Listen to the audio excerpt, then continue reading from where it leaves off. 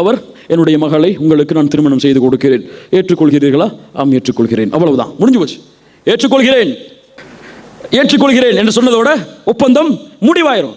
உடனே சபையை காலி பண்ணிடணும். அதுக்கப்புறம் உட்காந்து சூரத்துல் ஃபாத்திஹா அப்படின்னு ஒரு ஆரம்பிப்பார். அல்லாஹும்ம அல்லிஃப் பைனஹுமா கமா அல்லஃப்த பைன ஆதம வ ஹவ்வா.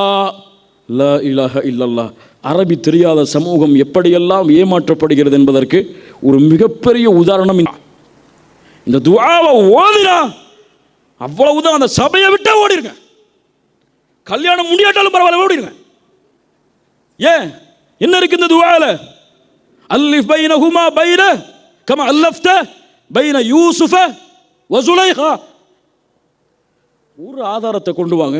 யூசுப் அலைஹிஸ்ஸலாமுக்கும் அந்த சுலைஹா அவங்களுக்கும் திருமணம் நடந்துச்சுன்னு அல்லாஹ் சொல்றாடா? ரசூலுல்லாஹ் தங்களுடைய ஹதீதுகளை சொன்னாங்களா? யூசுப் அலைஹிஸ்ஸலாமுக்கும் சுலைஹா அவங்களுக்கும் கல்யாணம் நடந்துச்சுன்னு சொல்லி? லா இலாஹ இல்லல்லாஹ். அப்ப திருமணம் நடக்காதவர்கள் போல வாழுங்கள் என்று ஒரு ஆள் துவா செஞ்சு எல்லாரும் ஆமீன் சொன்னாங்கன்னா என்ன ஆகும்? அல்லாஹ் தூதர் ஸல்லல்லாஹு அலைஹி வஸல்லம் அழகிய துவாவை கற்றுக் கொடுத்தாங்க. பாரக்கல்லாஹு லக் வ பாரக அலைக வ ஜமஅ பைனகுமா ஃபீ கைர்.